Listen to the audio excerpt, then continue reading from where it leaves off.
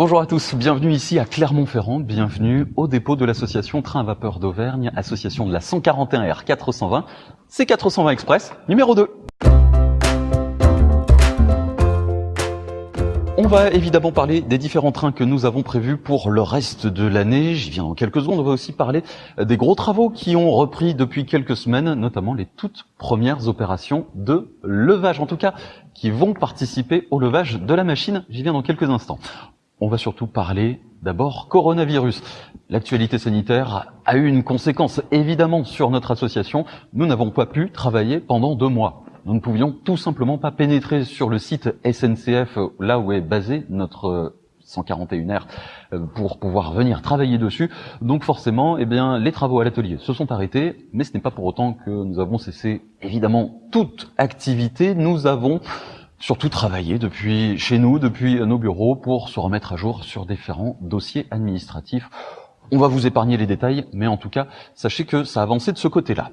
Et puis depuis quelques semaines, les travaux à l'atelier ont repris et nous avons évidemment instauré aussi dans notre gestion des séances les fameux gestes barrières. Lavage des mains régulier, port du masque, vous me pardonnerez, je n'en ai pas, mais là c'est plutôt pour la prise de son.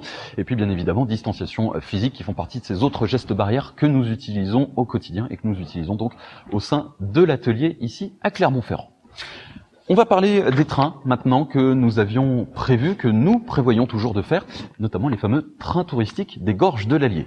Tous n'ont pas été annulés. Malheureusement, ceux de juillet, il ne faudra pas compter dessus. Nous attendions beaucoup des annonces gouvernementales et des annonces de la SNCF. Maintenant, c'est chose faite. Et maintenant, il faut aussi être en contact régulier avec l'Office du tourisme des Gorges de l'Allier pour pouvoir anticiper la fin de la saison et pouvoir assurer quelques circulations. On vous tiendra au courant. Et puis il y a une manifestation qui a été annulée en raison du coronavirus, c'est la fête des Cornets à Murat, dans le Cantal. Nous avions régulièrement l'occasion d'y aller, en tout cas chaque année. Malheureusement, ça ne pourra pas se faire puisque la fête des Cornets, je vous le disais, a été annulée. Alors, on a imaginé, puisque la fête des Cornets a lieu à l'occasion des Journées européennes du patrimoine, eh bien justement, nous aussi participer encore plus intensément à ces Journées européennes du patrimoine et vous proposer un voyage en passant notamment par le très célèbre viaduc de Garabi. Et pourquoi pas imaginer une grande boucle autour du Massif central en passant par la ligne des Causses, mais aussi par la ligne des Cévennes. Est-ce que ça vous plairait ? N'hésitez pas à réagir en commentaire.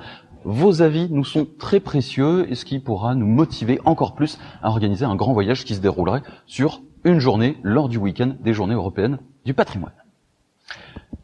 On va aussi évoquer les trains de la toute fin de l'année, notamment un en particulier, à savoir celui de la Fête des Lumières à Lyon. Alors pour l'instant, statu quo sur ce train et sur l'organisation de la Fête des Lumières. On espère qu'elle aura lieu cette année. On vous tient au courant. En tout cas, on a très envie de faire ce train avec vous. Malheureusement, l'année dernière, c'est l'actualité sociale qui a eu raison de ce train. Cette année, on y croit. Et puis maintenant, on va parler des activités à l'atelier. Évidemment, vous le voyez peut-être derrière moi, il manque quelque chose. Et oui, nous avons, et si vous nous suivez sur les réseaux sociaux, vous le savez d'ores et déjà, séparé la locomotive de son tender pour, je vous le disais, anticiper les premières opérations de levage. Il va falloir lever la 141R pour pouvoir dégager les essieux qui sont dessous. Et évidemment, on va pas pouvoir soulever la locomotive et le tender en même temps. Alors pour ça, je vous le disais, il a fallu séparer. Et on va en discuter avec Laurent, qui se trouve à mes côtés. Bonjour Laurent. Bonjour. Bon, alors, on va revenir un peu avec toi sur cette opération. C'était la première fois que tu la faisais, cette opération? Oui. Alors, ça a été un petit peu particulier. Comment est-ce que tu appréhendais cette phase qui est quand même un petit peu délicate et surtout inédite pour toi? On sent que effectivement, ça a pu être un tout petit peu compliqué. Qu'est-ce qu'il a fallu faire dans un premier temps? Il a fallu compresser le tampon et enlever la goupille. Alors, justement, le tampon, c'est ce petit élément qu'on voit juste au-dessus des barres d'attelage. La goupille, tu peux nous le dire, c'est quand même un élément qui est très lourd.